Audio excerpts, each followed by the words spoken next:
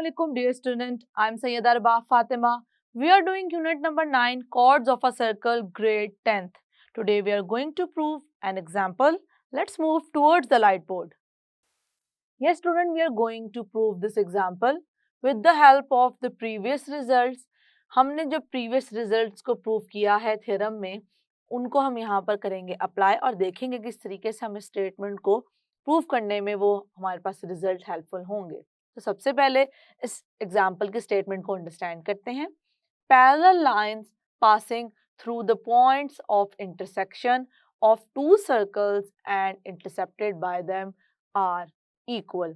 So basically हम देखते हैं हम statement start हुई है parallel lines के accordingly. Yes student, we know that such a kind of lines which are not intersecting each other, जो कि एक दूसरे को intersect नहीं करती, ऐसी lines उन्हें हम क्या कहते हैं parallel lines. जो इंटरसेक्ट कर जाती हैं उन्हें हम पैरेलल लाइंस नहीं कहते, वो होती हैं नॉन पैरेलल लाइंस. जैसे कि आपको यहाँ पे दो लाइंस नजर आ रही हैं कि जितना मर्जी में से एक्सटेंड कर दूं इस साइड पे या इस साइड पे, कभी भी ये इंटरसेक्ट नहीं करेंगी. Just like the railway tracks कि वो चलते तो साथ साथ हैं लेकिन कभी भी इंटरसेक्ट नहीं करते. और हम अगर किनारे देखें, दरिया के किनारे हम देख सकते हैं, किसी चीज़ के भी हम किनारों की बात करें तो स्टूडेंट तो देखेंगे वो चलते तो साथ साथ हैं लेकिन कभी भी क्या नहीं करते, इंटरसेक्ट नहीं करते. ओके सो यहाँ पे हम देखते हैं स्टूडेंट कि हमने बात की है पैरेलल लाइंस की passing through the points of intersection. बात की जा रही है पॉइंट ऑफ इंटरसेक्शन की. ऐसी पैरेलल लाइन जो पॉइंट ऑफ इंटरसेक्शन से करती हो पास, किनके, सर्कल्स के. अब देखें पॉइंट ऑफ इंटरसेक्शन क्या है. अब देखें ये जो पैरेलल लाइन है वो इंटरसेक्ट कर रही है सर्कल को पॉइंट ए पे, पॉइंट ई पे और फिर दूसरे सर्कल को कर रही है पॉइंट बी पे. इसी तरीके से जो हमारे पास दूसरी लाइन है स्टूडेंट वो कर रही है सी पे, एफ पे और डी पे. तो बेसिकली हमने देखा किस तरीके से हमने एक लाइन ली है और हमें पता है लाइन जिसके दोनों साइड्स पे एरो से हम लाइन कहते हैं. ओके और वो कहीं कितने राइट साइड या लेफ्ट साइड पे भी एक्सटेंड की जा सकती है. तो हमने देखा कि किस तरीके से हमने दो पैरेलल लाइंस ली जो कि पास कर रही हैं पॉइंट ऑफ इंटरसेक्शन के and intercepted by them are equal. जो कि देखें अब स्टूडेंट दो चीजें हैं जो पॉइंट ऑफ इंटरसेक्शन जिनको हमें नजर आ रहा है कि पॉइंट ऑफ इंटरसेक्शन से कर रही हैं पास. अब देखो स्टूडेंट यहाँ पे पॉइंट ऑफ इंटरसेक्शन का क्या मतलब है उसको अंडरस्टैंड करेंगे. यहाँ से देखते हैं point of intersection of two circle. अब हमने पहले बात की है, मैंने आपको ये चीज पहले एक्सप्लेन कर रही है कि इंटरसेप्ट कहाँ कर रही हैं. तो इंटरसेप्ट करने वाले पॉइंट क्या हैं, ये हमारे पास इंटरसेप्ट करने वाले पॉइंट्स हैं जहाँ पे ये काट रही हैं इन सर्कल्स को. लेकिन अगर मैं बात करूं पॉइंट ऑफ इंटरसेक्शन, अब इंटरसेक्शन का मतलब होता है कि इंटरसेक्ट कर रही हैं, एक दूसरे को कर रही हैं, कट कर रही हैं. दो सर्कल अगर एक दूसरे को कट कर रहे होंगे तो जो वो पॉइंट है जिसपे दोनों एक दूसरे के साथ टच कर रहे हैं, कट कर रहे हैं, उसे कहेंगे point of intersection of the circle. Let's suppose look at these circles. सिर्फ मैं दो सर्कल्स ड्रॉ करके आपको एक्सप्लेन करने लगी हूँ कि किस तरह से हम बात कर रहे हैं. अब देखें ये दोनों सर्कल किन टू पॉइंट्स पे इंटरसेक्ट कर रहे हैं, this point and this point. अब ये जो दो पॉइंट है स्टूडेंट, ये दोनों पॉइंट हैं point of intersection of the circle, point of intersection of the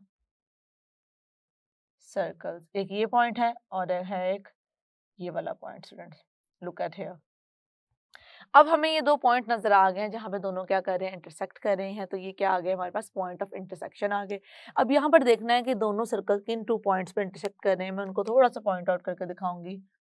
point E and point F. इसका मतलब है इन दोनों सर्कल्स का पॉइंट ऑफ इंटरसेक्शन क्या है, E and F. E and F R the point of intersection of this figure. So I'm going to write over here E and F are the point of intersection of given circles. या आपके understanding के लिए student mention किया क्योंकि basically यहाँ पे दो तीन वर्ड्स हैं जो क्लियर हो गए तो पूरी हमें स्टेटमेंट क्लियर है, और अगर उनमें ही कंफ्यूजन रही तो हम इसको अंडरस्टैंड नहीं कर सकते, तो फिर फाइनली स्टूडेंट मूव कर जाते हैं किस चीज़ पे, इसको क्रैमिंग स्टार्ट कर देते हैं और उनको वो कॉन्सेप्ट क्लियर नहीं होता। ओके, तो हमने इसका मतलब point of intersection of two points को अच्छे से डिस्कस कर लिया है कि वो पॉइंट जहाँ पे दोनों सर्कल्स एक दूसरे को कट कर रहे हैं, इंटरसेक्ट कर रहे हैं, काट रहे हैं, तो वो क्या है, point of intersection of circles है एंड इंटरसेप्टेड बाय देम। अब देखिए हमने पॉइंट ऑफ इंटरसेक्शन भी देख लिया और हमने ये देखा स्टूडेंट कि जो हमारे पास लाइन है, दोनों हमने जो लाइंस ली हैं वो कहाँ पे इंटरसेप्ट कर रही हैं। इंटरसेप्ट करने का मतलब होता है कट ऑफ, मतलब किसी यहाँ पे भी हम मार्क करना, किसी चीज़ को काटना, उसी कॉन्सेप्ट में ही ले रहे हैं इंटरसेप्टेड को भी। Okay, so this is basically to mark something, to cut off something. तो किसी चीज़ को हम काटने की बात कर रहे हैं, उसको हम अलहदा कर रहे हैं, या बेसिकली हम कह रहे हैं कि वो उससे टकरा रही है, तो इन सब मीनिंग्स का मतलब हम इंटरसेप्टेड में लेते हैं। By them are equal. अब हमने बात की है पैरेलल लाइंस की और उन्हें कहा है कि वो हैं इक्वल, तो बेसिकली मुझे ये चीज़ यहाँ पर करनी है proof.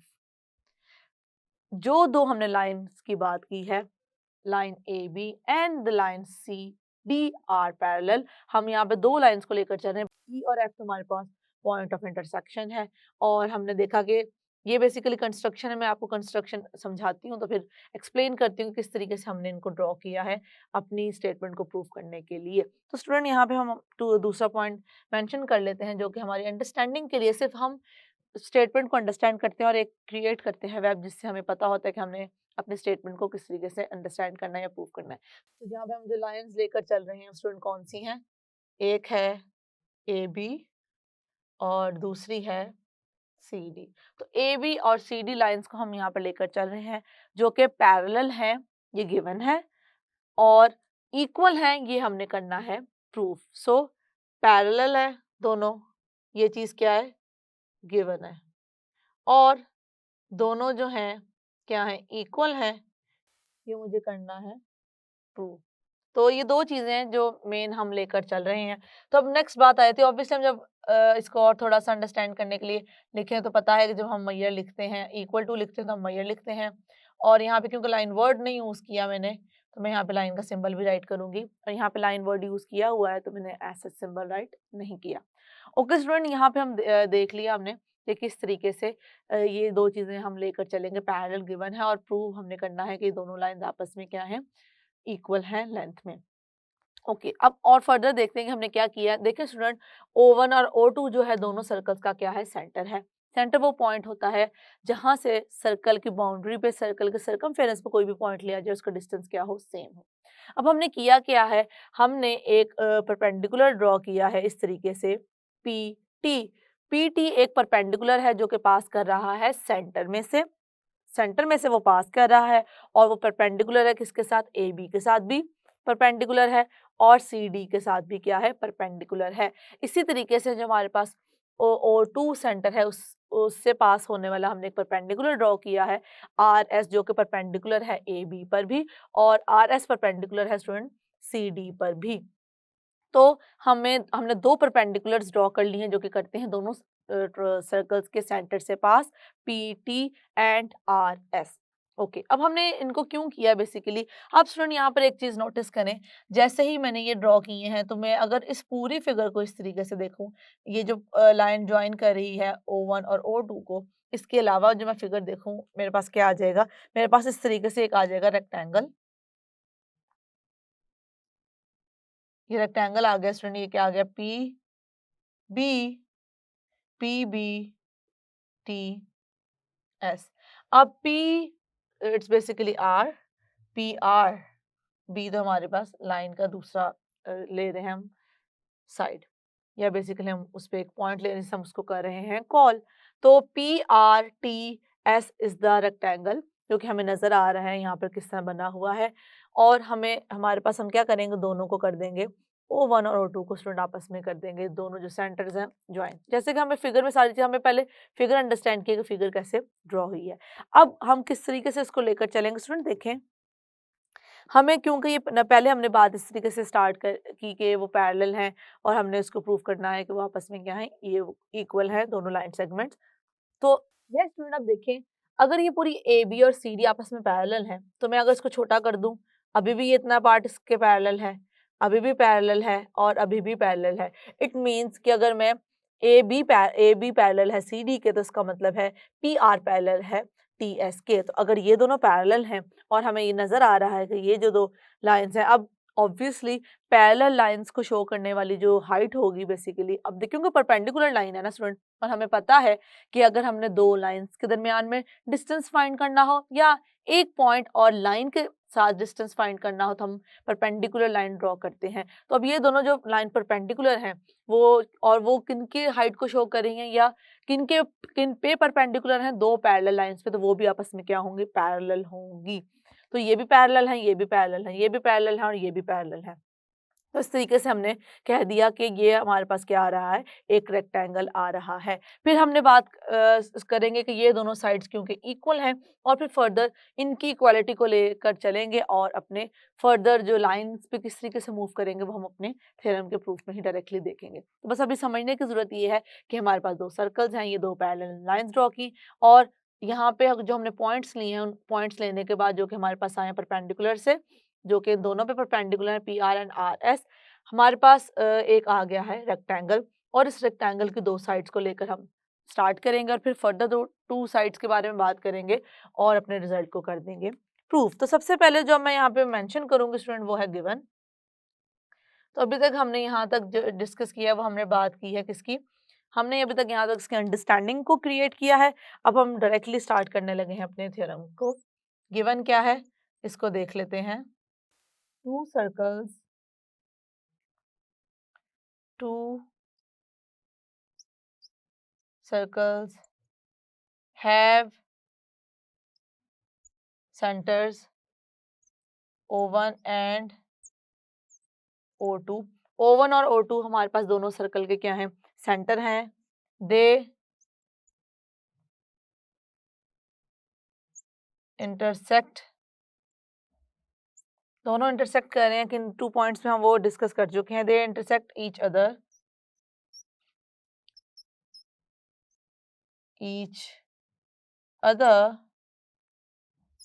at points basically E and F। हमने मेंशन कर दिया कि हमारे पास दो सर्कल्स हैं, उनके सेंटर O1 और O2 हैं और वो इंटरसेक्ट कर रहे हैं किन दो पॉइंट्स पे, वो पॉइंट्स हमारे पास E और F हैं स्टूडेंट्स। उसके बाद हमारे पास क्या गिवन है, लाइन सेगमेंट। अब स्टूडेंट यहाँ पर देखें हमने क्या किया है, हमने ये जो पॉइंट्स आ गए हैं, ये वाले और ये वाले, और इस पूरी लाइन को हम पूरी दोनों लाइंस को लेकर नहीं चल रहे हैं। हम बात करने लगे हैं कि ये जो हम सिर्फ इन लाइन सेगमेंट्स को डिस्कस कर लें, यहाँ से यहाँ तक और यहाँ से यहाँ तक, क्योंकि ये लाइन का ही पार्ट होती है लाइन सेगमेंट, तो हम इसको भी यहाँ पर कर सकते हैं राइट।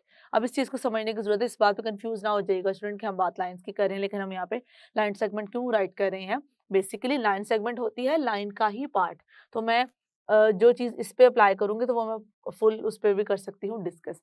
तो मैंने ए बी को यहाँ से यहाँ तक ले लिया है और सी डी को इस पॉइंट से इस पॉइंट तक ले लिया है, कुछ इस तरीके से जैसे कि हम यहाँ पर देख सकते हैं। अब देखते हैं कि लाइन सेगमेंट ए बी किसके पैरेलल है, मैं वो करने लगी हूँ मेंशन।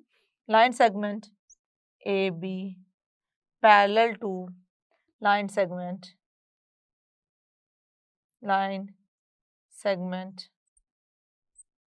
सी डी।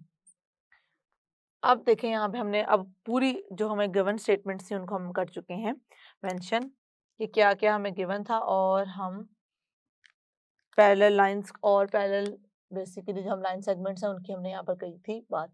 अब चलते हैं कि हमने प्रूव क्या करना है। To prove we have to prove both basically lines are congruent और बोथ लाइंस आर इक्वल। अब देखें हम पूरी लाइन को इस बात को प्रूव करने की बजाय अगर मैं इस लाइन सेगमेंट पे भी प्रूव कर दे दोनों इक्वल हैं, तो ऑब्वियसली अगर इतना पार्ट इतने पार्ट के इक्वल है तो मैं उसको एक्सटेंड कर दूं तो वो एक साथ एक्सटेंड होंगी। तो अगर एक साथ एक्सटेंड होंगी तो वो भी हमारे पास क्या होंगी, इक्वल ही होंगी। So we have to prove that measure A B equals to measure C D. ये हमने स्टूडेंट यहाँ पे प्रूव करना है। उसके बाद चलते हैं कंस्ट्रक्शन की तरफ।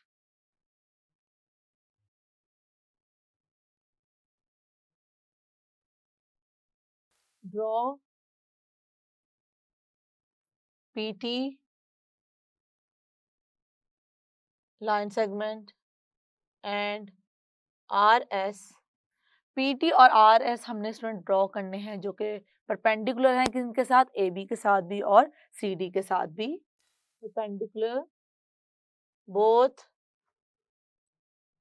AB and CD। उसके बाद क्या किया है, ज्वाइन द सेंटर्स। बेसिकली हमने किन दो सेंटर्स को ज्वाइन किया है, O1 और O2 को। ये मैं यहाँ पे कर दूंगी mention. And join the centres, वो कौन से हैं, O1 and O2। Basically Q नहीं है स्टूडेंट, ये O है, O1 एंड O2। ये हमने यहाँ पे कंस्ट्रक्शन अपनी कंप्लीट कर ली है, जिसमें कंस्ट्रक्शन की वजह से हमारे पास एक रेक्टेंगल आ गया। ये हम देख सकते हैं कि ये शो कर रही है कि हमने सेंटर्स को किया है ज्वाइन। अब चलते हैं अपने प्रूफ की तरफ student. Now we are going to start the proof, statements and the reasons.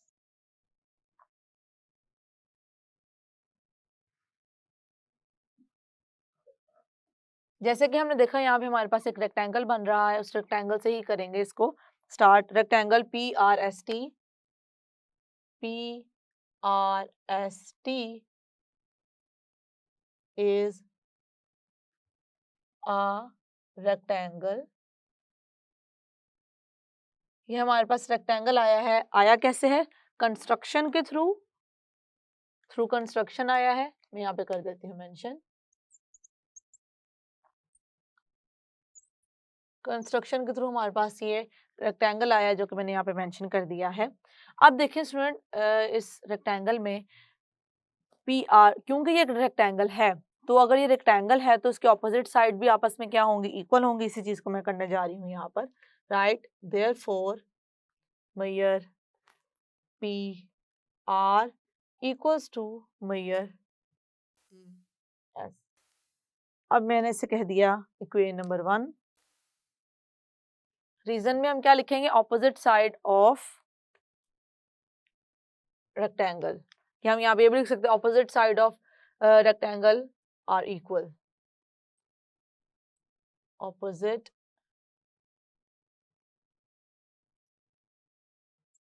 sides of a rectangle are equal।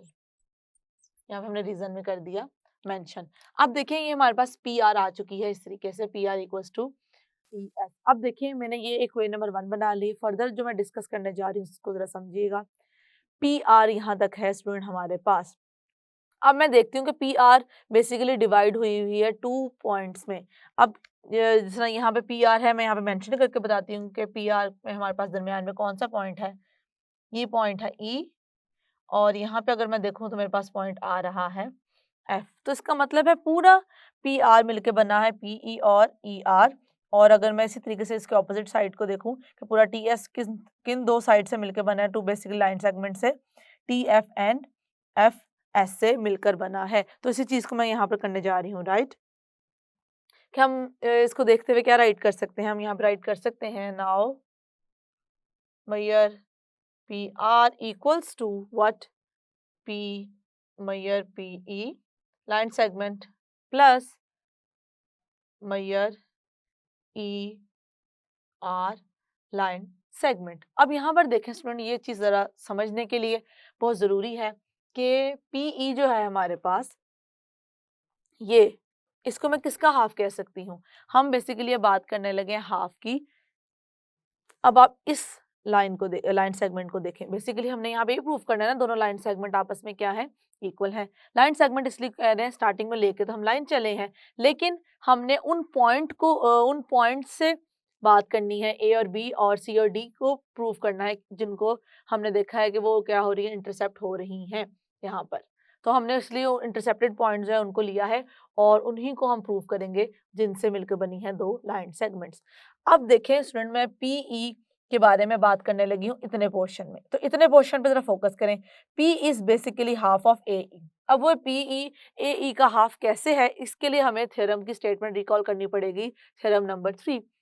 Theorem number 3 में हमने पढ़ा था कि अगर सेंटर है, सेंटर से मैं एक परपेंडिकुलर ड्रॉ करती हूँ किसी भी कॉर्ड पे, तो यहाँ देखें ए ई जो है वो बेसिकली कॉर्ड है और ओ इसका सेंटर है, तो मैंने ओ से एक लाइन सेगमेंट ड्रॉ की है जो कि इंटरसेक्ट की है ए ई को एट पॉइंट पी। ये क्योंकि परपेंडिकुलर है ए ई के साथ ओ वन पी, इस वजह से क्योंकि परपेंडिकुलर है तो हमें थ्योरम में हमने प्रूव किया था परपेंडिकुलर होगी तो वो बेसिकली क्या करेगी, बाइसेक्ट करेगी। बाइसेक्ट करने का मतलब है कि पी जो पॉइंट आया है उससे ए का डिस्टेंस और जो पी जो पॉइंट आया है उससे ई का डिस्टेंस क्या होगा, सेम होगा।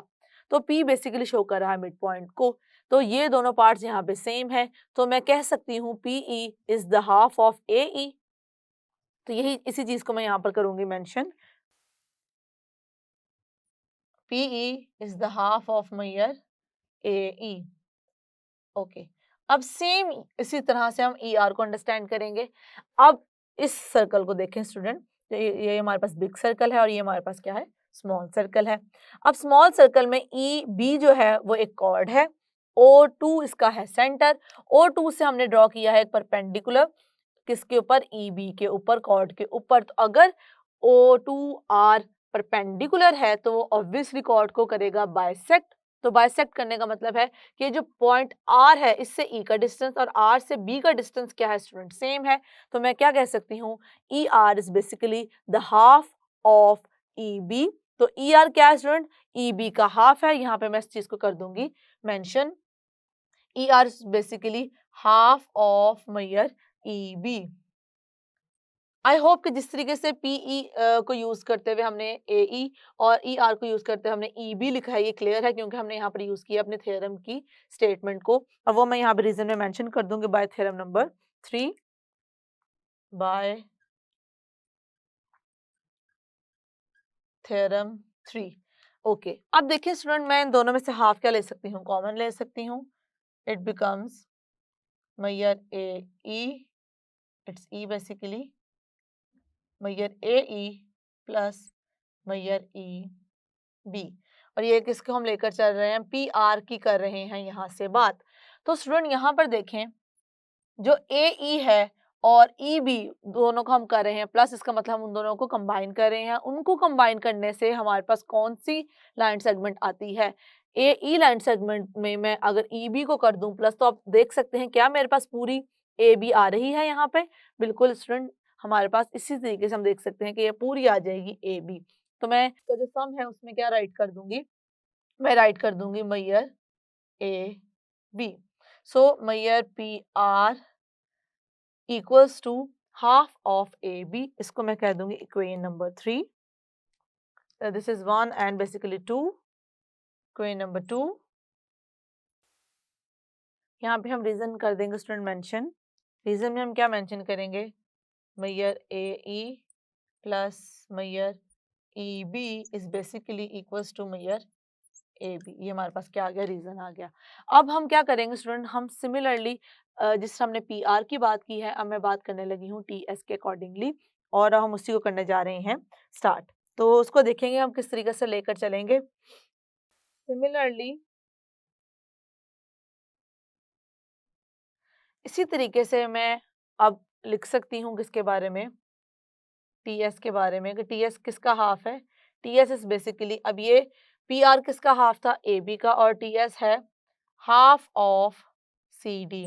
अब जाहिर सी बात है कि लिखने की हद तक तो चलें ठीक है कि मैंने लिख दिया कि हम सेम मेथड्स पे इसको कर रहे हैं सी डी राइट, लेकिन ऑब्वियसली थोड़ा सा अंडरस्टैंडिंग क्रिएट करना ज़रूरी है ताकि हमें पता हो कि हमने एक्चुअली क्या किया है। तो जल्दी से इसको ई टी एस को करते हैं अंडरस्टैंड, जिसका मैंने यहाँ पर लिया था कि पी आर किन टू साइड लाइन सेगमेंट्स को मिलकर बनी है, P E and E R. तो इसका मतलब है मैं टी एस की बात कर रही हूँ स्टूडेंट, यहाँ से यहाँ तक टी एस मिलके बना है T F and F S. तो इन दोनों को मैं अगर प्लस करूं टी एफ और एफ एस को, तो मेरे पास क्या आ जाएगा, टी एस आ जाएगा, बिल्कुल इसी तरीके से। उसके बाद देखें स्टूडेंट, टी एफ देखेंगे इसका हाफ है सी एफ का, और एफ एस किसका हाफ है, एफ डी का। तो यहाँ से क्या आ गया, मैंने लिखा half, this is T F is the half of C F and F S is the half of F D. तो ये दोनों का क्या हो गया, हाफ हो गया। तो जैसे ही हाफ हुआ तो फिर मैंने हाफ कॉमन ले लिया, जैसे कि मैंने स्टेप में लिया था कॉमन। कॉमन लेने के बाद क्या स्टूडेंट हमारे पास आ चुका है, उसको अंडरस्टैंड कीजिएगा। जैसे ही मैंने कॉमन लिया तो मेरे पास आ गया है, अब मैंने क्या किया है, इसको लिखा है इसका हाफ और इसको लिखा है इसका हाफ। तो जैसे ही मैंने हाफ लिखा है तो मेरे पास आ गया है C F plus F D. तो यहाँ पे C F plus F D आ जाएगा। अब स्टूडेंट हम देखेंगे सी एफ और एफ डी को मैं जैसे ही करती हूँ, ऐड करती हूँ, कंबाइन, तो ये बन जाएगा सी डी। इस तरीके से मैंने यहाँ पे लिखा और कर दी इक्वेशन नंबर 2 राइट। तो मैंने सिमिलरली वर्ड इसलिए यूज़ किया था कि बिल्कुल सेम स्टेप्स यहाँ पर होने हैं यूज़, और वो स्टेप्स कैसे यूज़ होंगे वो मैं आपको अभी कर चुकी हूँ एक्सप्लेन। तो आई होप कि आपको क्लियर हो चुका है कि हम किस तरीके से बेसिकली सिमिलरली लिख के T S major T S equals to half of major C D right कर सकते हैं। अब देखें स्टूडेंट इक्वेशन नंबर 1, 2 और 3 को ज़रा देखेंगे और फिर हम अपने आंसर को करने जा रहे हैं कंक्लूड।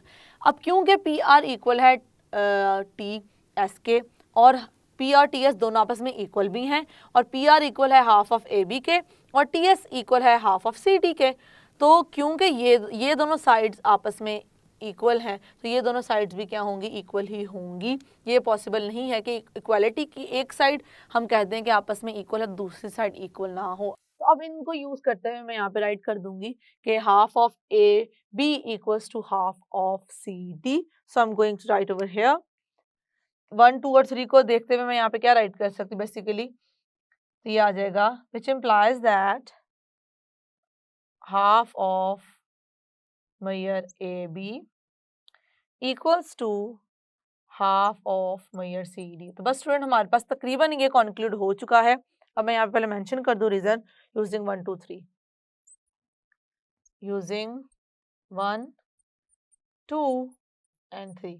कैसे कंक्लूड होगा, देखिए अगर मैं दोनों साइड पे 2 से मल्टीप्लाई करवा दूं, तो अगर मैं 1/2 है 2 से यहाँ पे करवा दूंगी मल्टीप्लाई, तो ये से कैंसिल आउट हो जाएगा दोनों से। तो जैसे कैंसिल आउट हो जाएगा तो हमारे पास सिंपल क्या आ जाएगा, मैयर ए बी आ जाएगा और यहाँ पे आ जाएगा मैयर सी डी। तो मैं इसका मतलब है लिख सकती हूँ that is major A B major A B equals to major C D. यही हमने यहाँ पे स्टूडेंट करना था प्रूफ कि किस तरीके से जो दोनों लाइन सेगमेंट हैं वो आपस में इक्वल हैं। तो मैं आपको ऑलरेडी इस पॉइंट को क्लियर कर चुकी हूँ कि हमने लाइन सेगमेंट्स क्यों की है, क्यों कहा है, क्योंकि लाइंस हम लेकर चले थे लेकिन लाइंस को हमने ले ली हैं वो पार्ट, स्टार्टिंग और एंडिंग पार्ट, जो कि यहाँ पे स्टार्ट हो रहा है इस सर्कल को कट करते हुए और एंड हो रहा है दूसरे सर्कल पे। इसी तरीके से दूसरे पैरेलल लाइन का पॉइंट हमारे पास सी और डी आ गया है, दोनों हमारे पास बेसिकली आ गई है लाइन सेगमेंट, और line segment is basically the part of a line. So we have to prove that Maihar AB equals to Maihar CD, जो कि हम कर चुके हैं प्रूव। आई होप कि जिस तरीके से मैंने थर्ड थ्योरम के स्टेटमेंट को यहाँ पर किया है अप्लाई, और बाकी चीज़ों को हम जिस तरीके से लेकर चले हैं वो आपको सारे पॉइंट्स हो चुके हैं clear. That's it. Yes student, हमने जो आज एग्जाम्पल की है आई होप कि आपने जॉन से हमने उस पर कॉन्सेप्ट को किया है अप्लाई, वो आपको अंडरस्टैंड हो चुके हैं। उसकी करें अच्छे से practice. See you in the next lecture. अल्लाह हाफिज।